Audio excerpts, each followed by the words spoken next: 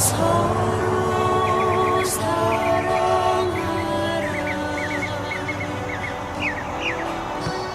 서로 사랑하라. 오늘 찬송가, 오늘 찬양팀하고 성가대 곡이 똑같이 오늘 됐어요. 십자가를 질 수 있느냐라는 찬양 곡인데 처음인 것 같아요. 제가 5년 동안 목회를 하고 있는데 성가대랑 찬양팀이랑 똑같은 곡을 이렇게 서로 맞춰보지 않았는데 곡이 처음 있어요. 정말 사실 두려운 찬양입니다, 저한테는. 오늘 여러분이 입술로 또 마음으로 드린 이 찬양이 정말 여러분 영혼 깊이 하나님 앞에 드려지는 찬양이 되었으면 하는 마음이 있습니다. 지금 같은 시대에 살고 있는 이 땅에서 지금 시리아 지역이나 이집트 지역, 이런 지역은 지금 크리스찬들이 핍박을 받고 있어요. 아시죠? 교회가 불타고 있고요. 믿는 사람들을 아주 공개적으로 때려서 죽이기도 하고, 또 교회 관련된 사업들 그냥 주변에서 그냥 다 무너뜨리고, 지금 그런 현상이 지금 있습니다.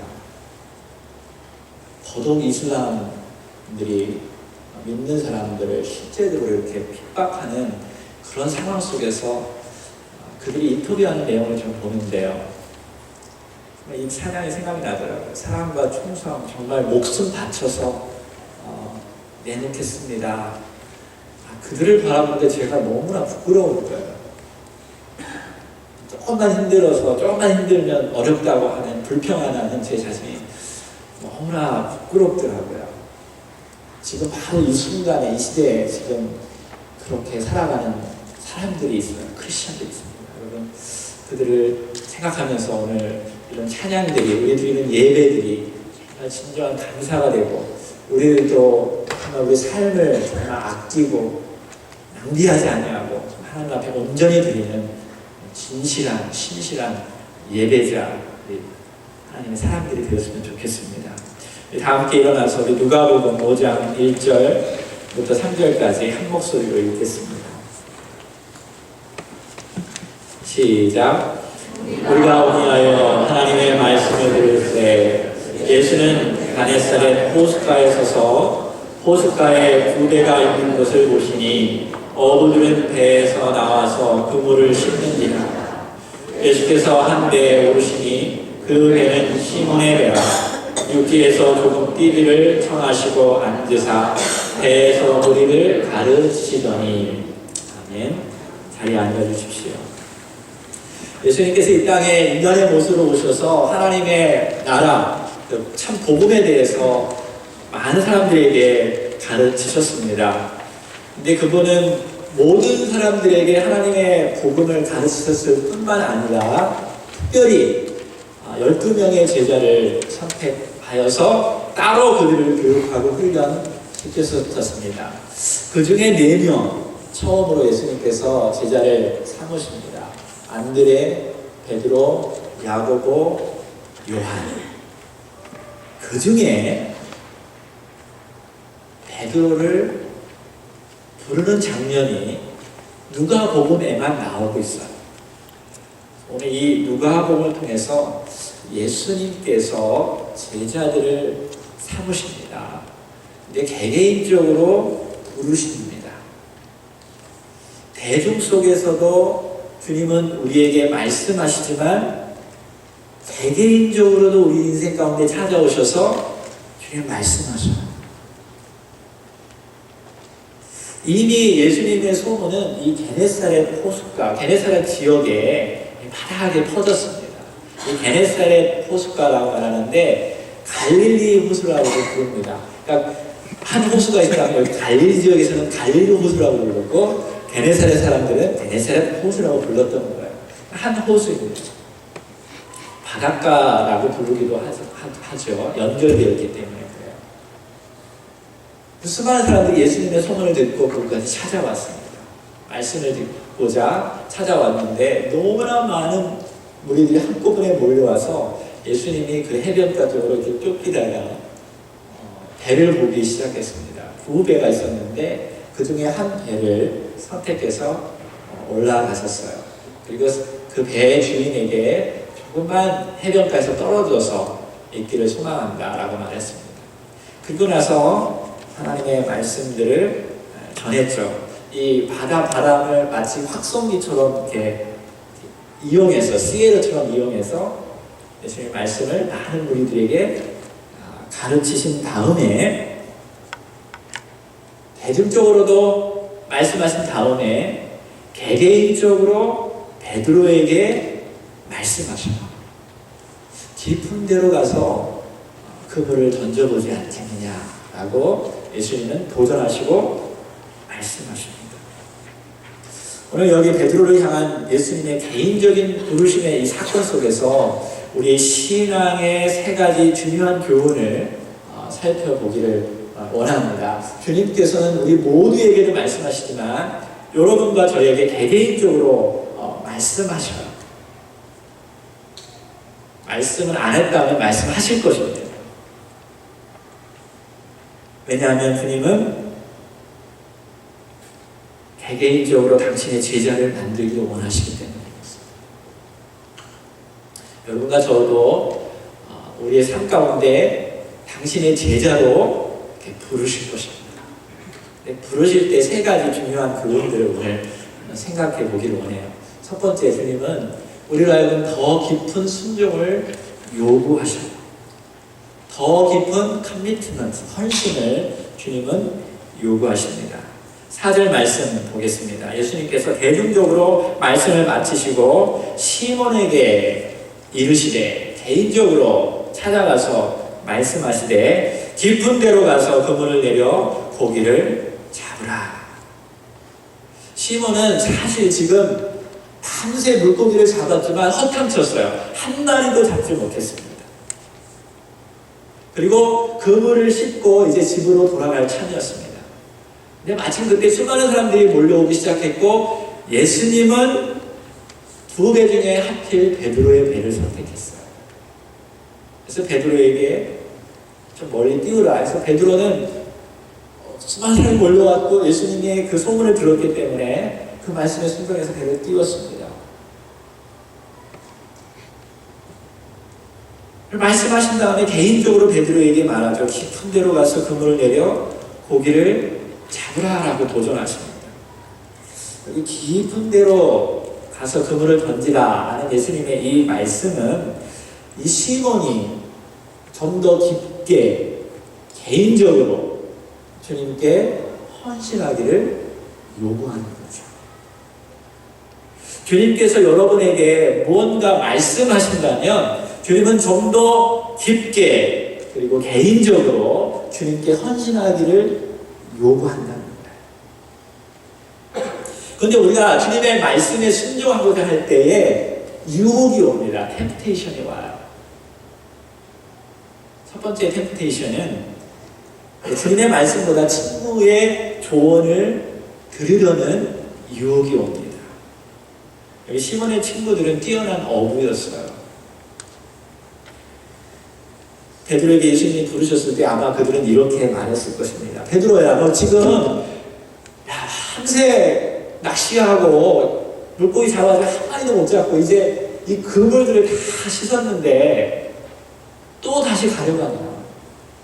그러면 또 다시 너는 헛방칠 거고 또 이런 모든 수고를 다시 감당해야 할 거야. 집에 가서 쉬자.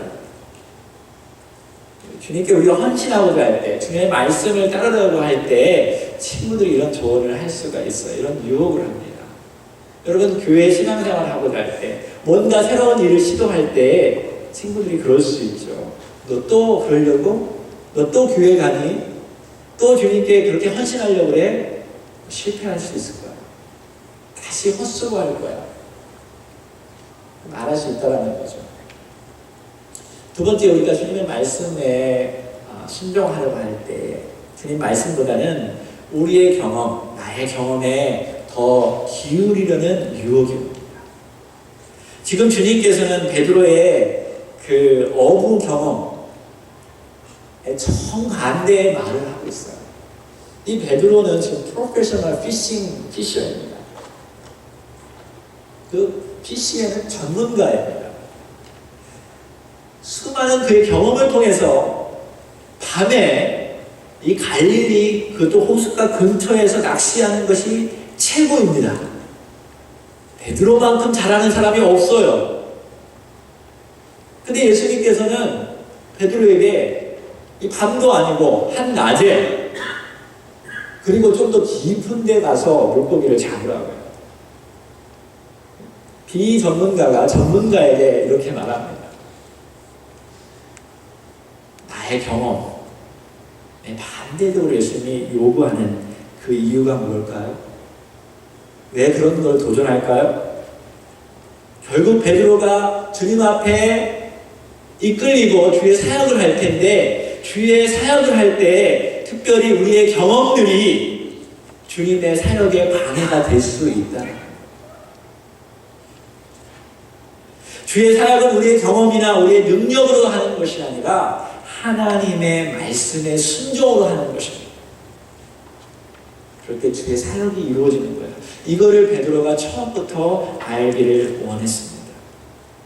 우리 이것을 점검해야 돼요. 하나님 마치 이렇게 우리에게 말합니다. 병아가 내가 밤새 수고한 거 나 지금 알고 있어. 내 경험으로 내가 지금 최선을 다한 걸 알고 있어. 근데 내가 지금 말하니까 다시 한번 시도해보지 않겠니? 너의 경험이 아니라 내 말에 네가 순종해 보지 않겠니? 지금 여러분의 경험에는 안 될 것 같은데 주님께서 한번 해보지 않겠느냐라고 말하는 것이 있습니까? 경험을 따를 겁니까? 아니면 주님의 말씀을 따를 것입니까? 세 번째, 우리는 주님의 말씀보다 또 우리의 환경에 의존하려는 유혹을 받습니다. 5절에 보면 시몬이 이렇게 말해요. 선생이여, 우리들이 밤이 맞도록 수고를 하였으되 얻은 것이 없지만은, 다시 말해서 최선을 다해서 내가 가질 수 있는 모든 것을 다 했지만 아무것도 얻지 못했다라는 말입니다. 지난 밤에 모든 상황을 내가 최선을 다해서 고려해 보았을 때 더 이상 물고기가 잡히지 않을 것입니다 라는 말이죠. 그러한 상황 속에서, 그러한 환경 속에서 주님의 말씀하는 이유가 무엇입니까? 우리가 환경에 의해서 판단하고 환경에 의해서 봉사하고 환경에 의해서 신앙생활하는 것이 아니라 주님의 말씀, 그 모든 환경을 주관하시고 초월하시는 주님의 말씀에 의해서 순종하기를 주님이 원하시기 때문입니다. 여러분, 환경에 의해서 주님께 순종하려고 하지 마십시오. 성공하면 주님께 더 봉사하고, 일이 잘 풀리면 주님께 더 예배 잘 드리고, 신앙생활 더 잘하고. 이 신앙이 아니에요. 이거 믿음이 아닙니다. 하나님이 바라는 것은 그거 아니에요. 그리 아니하실지라도 네가 정말 나의 말에 순종해 보지 않겠니? 내가 바라보는 환경은 지금 절대로 이루어지지 않을 것 같지만 네가 나를, 그 환경을 더 초월해서 역사하는 나를 정말 믿고 있니? 따라보지 않겠니? 잘 풀리지 않아도 주님께 신뢰하고 주님의 말씀을 따르는 것을 주님은 원하셔요.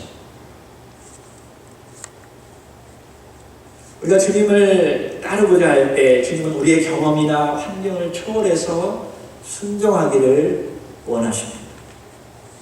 이것이 믿음입니다. 보이지 않는 것을 실행하는 것이 믿음입니다. 여러분, 혹시 그동안 밤새 수고해서 아무것도 얻지 못했습니까? 여러분의 능력으로, 여러분의 경험으로 최선을 다했지만 이거는 안 돼. 정말 안 될 거야. 그렇지만 그런 상황 속에서 주님께서 여러분에게 말씀하실 때 여러분이 주님의 말씀을 따를 수 있나요? 베드로에게 이것을 주님은 요구하셨어요. 네 경험, 환경, 이거보다 내 말을 네가 한번 순종해보지 않겠니? 여러분 개인적으로 주님께서 여러분에게 이것을 도전할 것입니다. 내가 경험, 내가 가지고 있는 환경보다 그 위에 있는 나를 네가 따라보지 않겠니? 시몬 베드로는 따라갔습니다. 주님의 말씀을 일단 한번 믿기로 했어요. 정말 마음에서 나온 고백인지 아니면 사람들이 있기 때문에 한번 해본 건지 모르겠지만 그 말씀에 의지해서 그물을 던졌습니다. 자기 경험과 환경에는 맞지 않은데 주님이 말씀하셔서 그 말씀에 의지해서 그물을 던졌어요. 5절, 6절, 7절에 나옵니다. 읽겠습니다. 시작. 시몬이 대답하여 가로되 선생이여 우리들이 밤이 맞도록 수고를 하였으되 얻은 것이 없지만은 말씀에 의지하여 내가 그물을 내리이다 하고 6절에 그리한 그 고기를 배운 것이 심이 많아 그물이 찢어지는지라 7절 이에 다른 배에 있는 동무들을 손짓하여 와서 도와달라 하니 저희가 와서 2배의 체험에 잠기게 되었더라.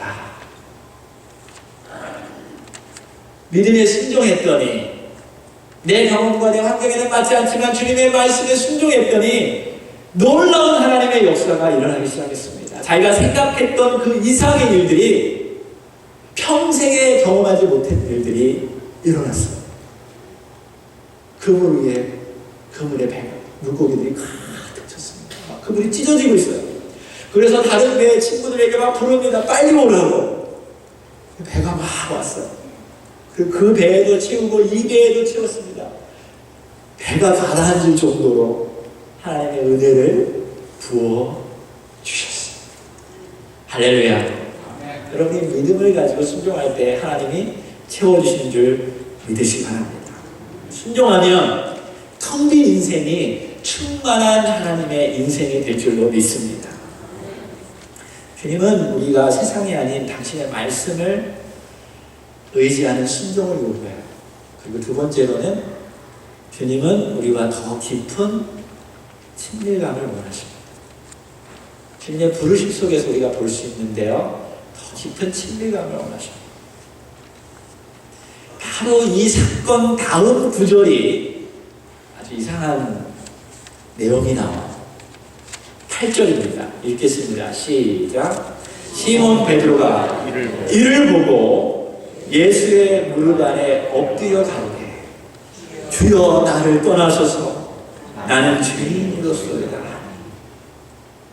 이 놀라운 광경을 보고 기뻐하고 즐거워하는 것이 아니라 엉뚱한 좀 이상한 행동이 나와요. 주여 나를 떠나소서 나는 죄인이로소이다.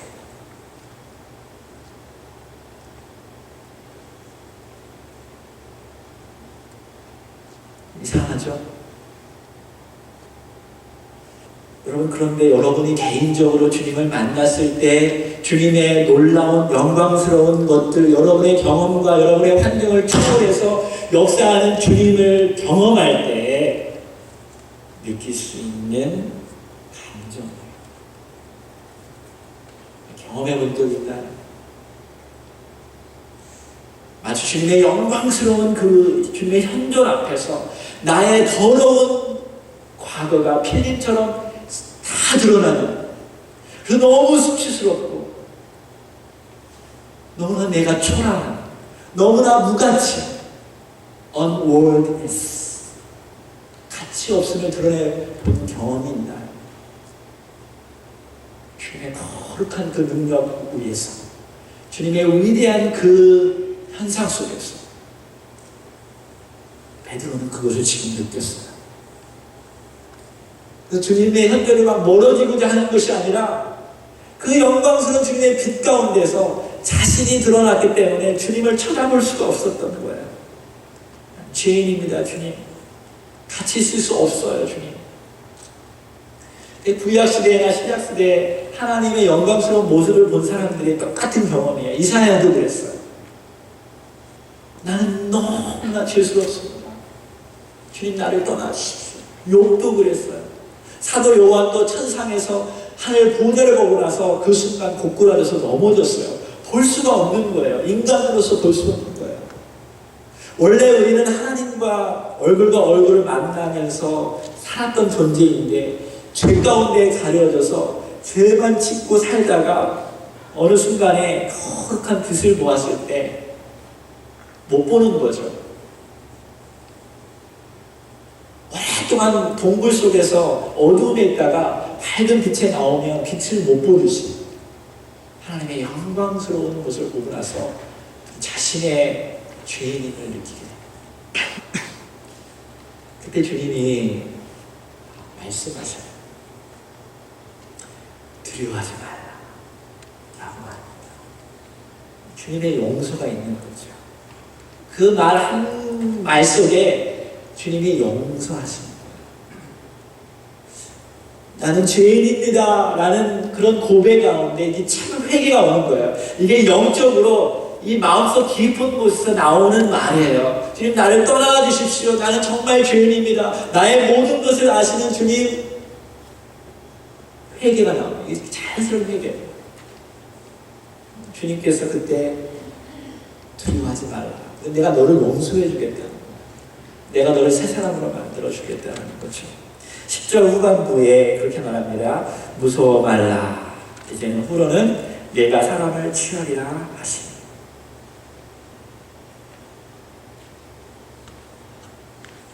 자, 베드로가 이제 하나님의 영광스러운 그 놀라운 현상들을 느끼게 되었어요. 경험하게 되었어요. 그럼 여러분과 저는 이렇게 생각할 수 있습니다. 이야, 베드로는 정말 하나님을 가까이서 경험했구나. 이 놀라운 현상을 베드로는 느꼈구나. 그러므로 베드로는 이제 하나님 앞에 놀랍게 쓰임받겠지. 베드로는 절대로 실수하지 않겠지. 베드로는 절대로 죄를 짓지 않겠지. 그럴까요, 여러분? 우리는 그렇게 생각하잖아요. 또 우리도 그렇게 고백할 때가 있잖아요. 하나님 정말 하나님 나에게 뭔가 보여주면 내가 정말 이제 하나님을 위해서 전체를 바치겠습니다. 베드로가 그랬어요. 모든 걸 다 버렸어요. 예수님을 쫓았습니다. 근데 베드로가 넘어지지 않았나요? 실패하지 않았나요? 아니요. 넘어졌어요. 실패했어요. 그러니까 헌신했지만 또 실패하고 또 넘어졌어요. 심지어 예수님한테 사단아 물러가라 할 정도까지 꾸중을 들었고요. 예수님이 십자가를 지기 위해서 끌려갈 때 그런 예수님을 3번씩이나 부인한 존재가 되었습니다. 중요한 것은 예수님께서 우리를 부르실 때에 예수님은 우리에게 더 깊은 친밀감을 원하신답니다. 이거를 위해서 예수님이 오셨다라는 사실을 여러분이 기억하시기 바랍니다. 그거를 베드로의 인생에서 볼 수 있어요. 자, 베드로가 예수님을 부인하고 이제 친구들하고 이제 할 게 없어서 뭐 했겠어요?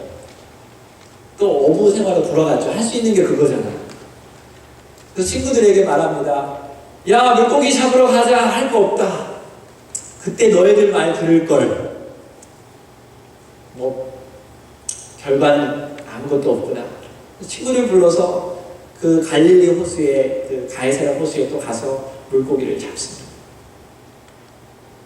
3일 만에 예수님 부활하시고 지금 다시 찾아오죠. 근데 예수님이라는 걸 사실 그들은 전혀 모를 때 예수님께서 이렇게 말합니다. 친구들이요, 좀 물고기 잡은 게 있나? 그때 사람들이 말합니다. 없어요. 하나도 없습니다. 낯생. 정말 수고 많이 했지만 한 마리도 못 잡았어요. 밤새 수고했는데 한 마리도 못 잡았어요. 그때 예수님이 말씀하십니다.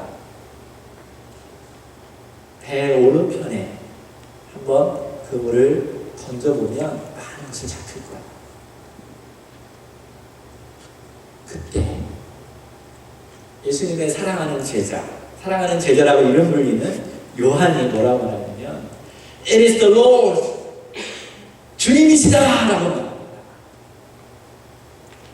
Lord, 주님. 베드로는 사도 요한은 말을 했는데요. 베드로는 어떻게 했을까요? 행동으로 합니다. 누가 더 많이 사랑하는 사람일까요? 저는 베드로가 같아요.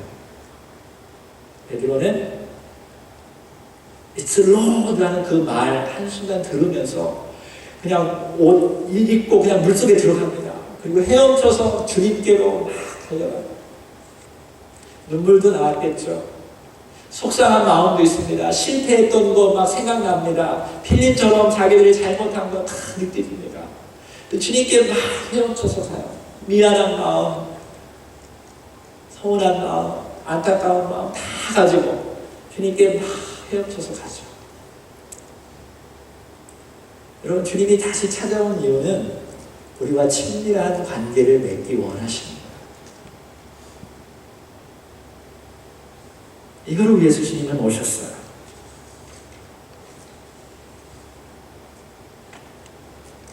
사랑하는 성도 여러분, 계속적으로 주님은 우리에게 상기시켜줘요. 내가 바로 너를 기억하고 있단다. 내가 전에 주여 나를 떠나소서, 주여라고 불렀을 때에 내가 정말 어떤 존재임을 그때 너가 알고 있었지. 연약한 존재지. 너는 부족한 존재지.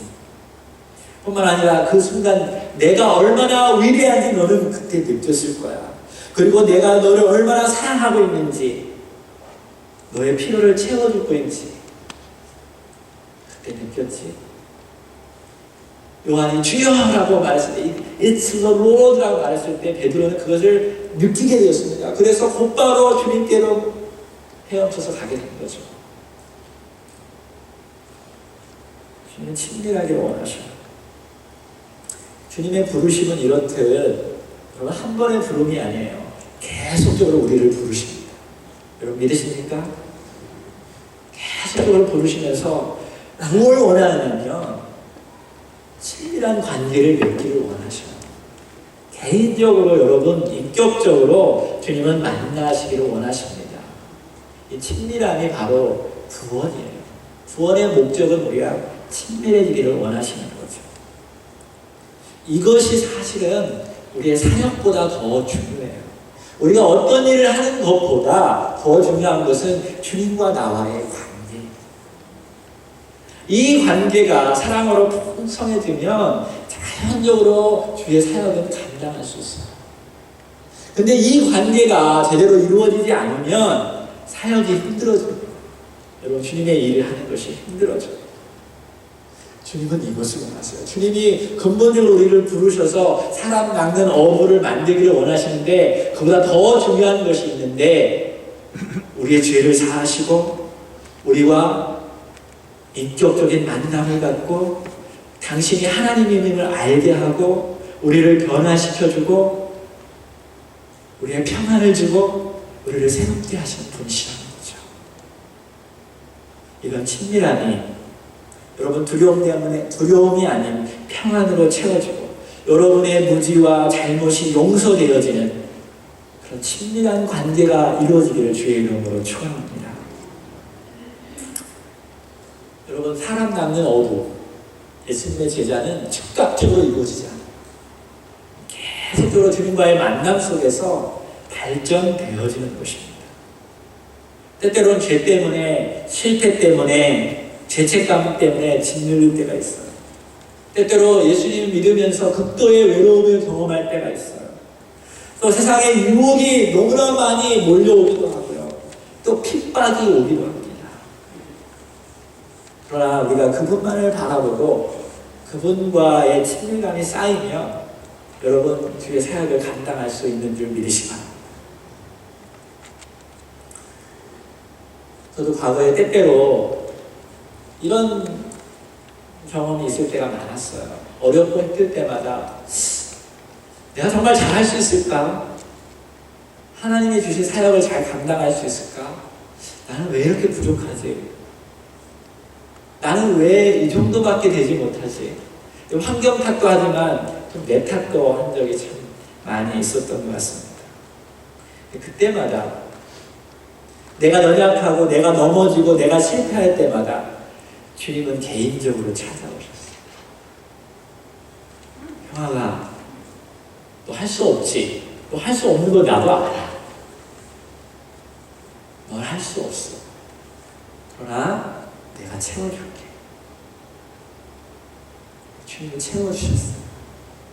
내가 할 수 없고 내가 정말 내 수준이 여기까지 되지 못합니다라고 눈물을 흘리며 무릎 꿇을 때마다 주님은 찾아오셔서 내가 채워줄게.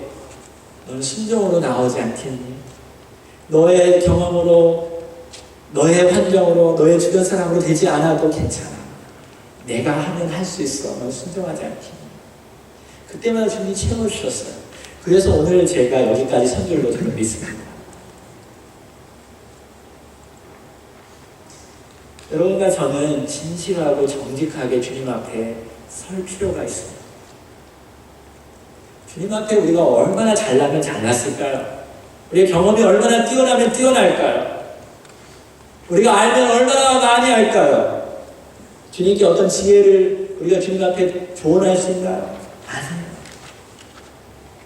여러분, 주님을 주님으로 인정하고 우리가 내려앉을 때 주님이 우리를 끌어안으시고 사역의 길로 인도하실 줄로 믿습니다.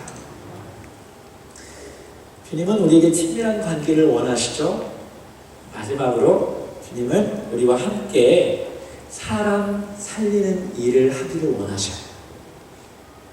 사람 살리는 일을 하기 원하십니다. 물고기는 산 물고기를 잡아서 죽이는 일이지만 여러분, 사람 낚는 일은 죽은 영혼을 다시 살리는 일입니다. 하나님은 이 일을 우리와 하기를 원하셔요. 이런 사역을 할 때 제일 중요한 것이 주님과의 친밀함입니다. 이 친밀함이 있으면 자연적으로 주의 사역을 할 수 있어요. 일을 하게 돼요. 사랑을 받으면 뭔가 행하고 싶죠. 꽃을 주고 싶고, 그죠? 뭔가 반응을 하고 싶듯이 주님과 인격적인 친밀함이 있고 사랑이 있으면 일을 하고 싶게 되는 것입니다. 10절, 11절 우리 같이 한번 읽겠습니다. 시작. 세베대의 아들로서 시몬의 동업자인 야고보와 요한도 놀랐습니다. 예수께서 시몬에게 일러 가라사대 무서워 말라. 이제 후로는 내가 사람을 취하리라 하시니. 11절. 저희가 배들을 육지에 대고 모든 것을 버려두고 예수를 쫓아라. 여기 모든 것을 버려두었어요. Leave everything. 뭐 가족도, 또 직장도, 사업도 다 버려두고 누구를 쫓았다고요? 예수님을 쫓았어요. 모든 것을 버려둔다라는 말은 그동안 많은 역사적으로 질문이 많았어요. 예수님에 따를 때 모든 것을 버려야 합니까? 아니, 직장도 버려야 합니까?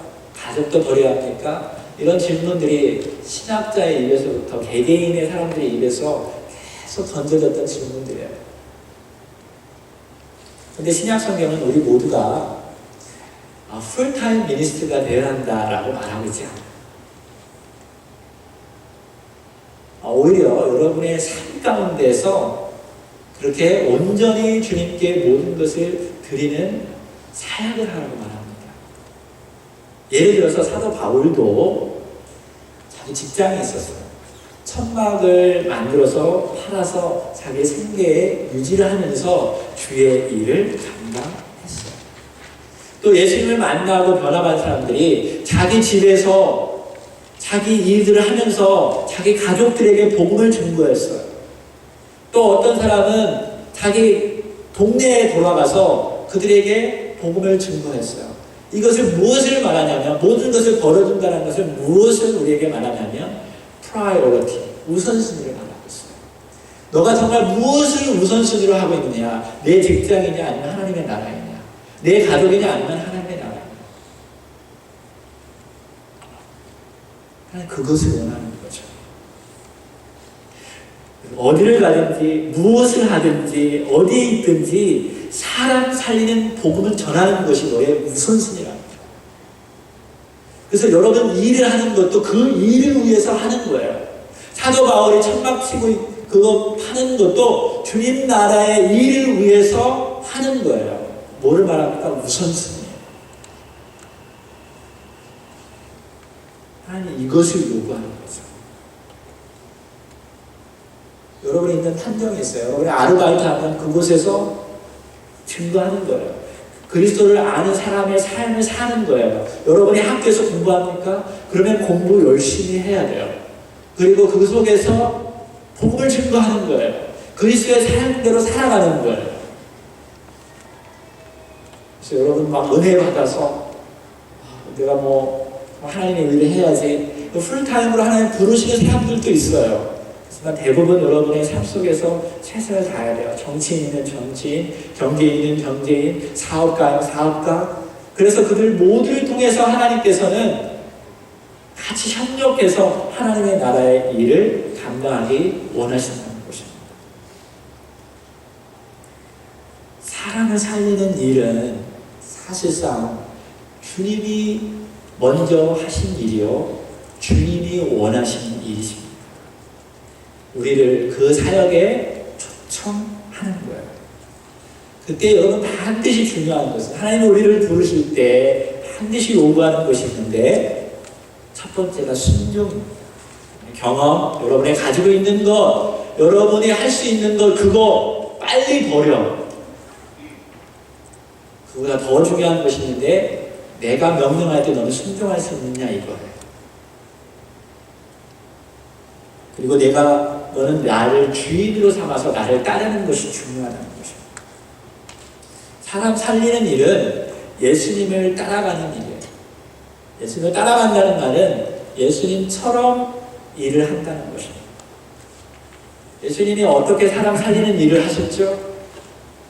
복음도 증거하고 설교도 했지만 궁극적으로 예수님이 하시는 일이 있는데 그건 뭐냐면 십자가를 향해서 우리의 죄를 지고 가십니다. 여러분 주의 사역을 감당하죠. 주의 사람 살리는 일을 여러분이 지금 하고 있는데 거기에 파운데이션이 뭐냐면 십자가를 지는 거예요. 예수님처럼 십자가를 지는 거예요. 그럼 뭐를 말하냐면 목걸이 이렇게 달고 보여주는 게 아니라 사람들의 죄를 내가 끌어안고 감당합니다. 그리고 그들 대신해서 내가 죽겠다는 거예요. 예수님이 그렇게 하셨어요. 여러분과 저에게 예수님이 그렇게 하셨거든요. 실패하고 좌절하고 넘어져도 예수님이 또 찾아와서 우리를 회복시키시고 용서해 주시고 기회를 또 주시지 않았나요? 그렇게 내가 너에게 한 것처럼 너희들도 제자를 삼고 사람 살리는 일을 할 때에 그렇게 하지 않겠느냐라고 보증하십니다. 힘들죠? 짜증나죠? 정말 지지리도 말을 안 듣죠? 하나님 말씀에 순종하지 않죠? 돌이켜보면 그게 바로 우리들의 모습이었지 않았어요? 주님 앞에 우리들의 모습이었잖아요. 여러분에게 사람을 맡기고 여러분의 주의 사역을 맡길 때 여러분 짜증나고 힘들고 어려운 일들이 얼마나 많아요. 포기하고 싶을 때가 얼마나 많아요. 그때마다 주님을 바라보시기 바랍니다. 주님이 나에게 그렇게 했다면 여러분도 주님을 바라보면서 십자가를 바라보면서 그렇게 하시기 바랍니다. 힘들고 어렵고 정말 이것이 불가능하다고 생각할 때가 많을 거예요. 그것이 여러분 우리의 고백이 되어야 돼요. 불가능합니다. 힘듭니다. 안 돼요. 내 힘으로는 안 돼요.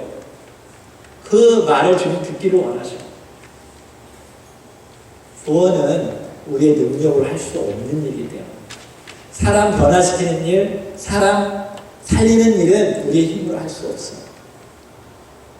예수님께서 이렇게 말씀하시죠. 마태복음 19장 26절에 사람으로는 할 수 없으되 하나님으로서는 다 할 수 있느니라.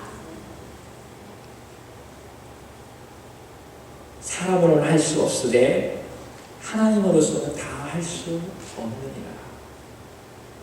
하나님 우리에게 사명을 주시죠. 사람 살리는 일 같이 하자라고 말하는데 우리는 늘 고백할 때 주님께서 이렇게 늘 우리에게 대답하실 것입니다. 그래 너는 할 수 없어? 그럼 하나님은 할 수 있단다. 너의 연약함 있는 그대로 내게 가지고 와. 너 가지고 있는 거 별거 없지? 나한테 와. 내가 채워줄게. 같이 하지 않겠니? 베드로가 순종하니까 같은 동료도 같이 와서 배에 하나님의 은혜에 수확이 커다랗게 있었죠. 베드로가 순종하니까 3,000명이 한꺼번에 예수 그리스도를 믿고 주님께로 돌아왔죠. 순종의 자리로 오십시오. 주님을 주인으로 모시십시오. 주님의 사랑을 경험하십시오. 여러분의 죄의 용서함을 경험하십시오. 주님이 다시 일으켜 세우심을 경험하십시오. 그리고 주님과 같이 동행하시기 바랍니다. 제가 이 메시지를 준비하고 있는 동안에 주님께서 제가 컴플레인하고 제가 할 수 없습니다라는 그 생각 속에 좀 많이 잠겨 있었던 것 같아요. 그동안 참 오랫동안 제가 그런 그 고백들을 주님 앞에 드린 적이 있었어요. 하나님 할 수 없어요. 안 될 것 같아요. 입으로는 사람들에게 될 것 같다라고 말했지만 내 마음속에 영혼 속에는 하나님 앞에 할 수 없어요 라고 말했던 것 같아요. 하나님 그거 자꾸 지적해 주셨어요. 병아가 너는 할 수 없어. 내 능력으로 할 수 없어. 내 환경 그래 할 수 없지. 그렇게 말씀하시더라고요. 하나님께서 너 믿음의 눈을 떠봐라. 지금 추수할 것이 너무 많다. 지금 이 교회 가운데 가득 채울 수 있는 준비되어 있어. 너 내 말 듣고 한번 순종으로 깊은 데 가서 던져보지 않겠니? 이 말씀을 하나님께서 주시는 거예요. 설교하는데 준비하는데 너 지금 눈을 떠서 지금 이 교회 이스데일 터치턴 데폴트 바로 이 주변에 집들이 얼마나 많은데 너 한 번이라도 가서 그들에게 전해보았니? 눈 뜯으러 갔어? 왜 너는 할 수 없다라고 속으로 생각하니? 내 경험으로, 내 지식으로. 그들은 언어가 다르고 문화가 다르고 생각이 다른데요. 하나님 그들은 우리 교회에 와도 안 맞을 텐데요. 너 지금 무슨 생각하고 있는지. 성령이 임하면 예루살렘과 유대와 사마리아 땅끝까지 이르러 복음을 증거하라고 내가 너에게 말하지 않았느니 너는 내 말에 순종해 보지 않겠니? 번뜩 뛰었어요. 깜짝 놀랐어요. 제가 무릎 꿇었어요. 하나님 잘못했어요. 그동안 내 지식으로 내 생각으로 내가 내 환경을 다 보고 하나님 앞에 보고하고 내가 판단했던 거 하나님 용서해 주세요.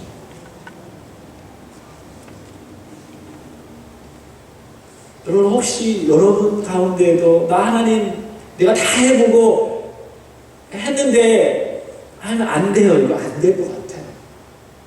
근데 하나님 여러분에게 오늘 말씀을 통해서 개인적으로 말씀하신 것이 있다면 여러분의 생각으로 경험으로 될 수는 없지만 하나님의 말씀에 의지해서 한번 해보겠습니다 라는 이런 도전이 여러분에게 있기를 소망합니다. 예수님은 베드로에게 다가오셔서 개인적으로 더 깊은 헌신을 요구하십니다. 그리고 더 놀라운 세계를 보여주기를 주님 원하십니다. 여러분에게도 똑같이 그래요. 여러분의 있는 곳에서 주님 놀라운 일들을 행하시기를 원하시고, 중요한 것은 내 경험, 내 생각, 내 환경을 의지하는 것이 아니라 하나님의 말씀에 의지하기를, 순종의 자리를 오기를 주님은 원하십니다.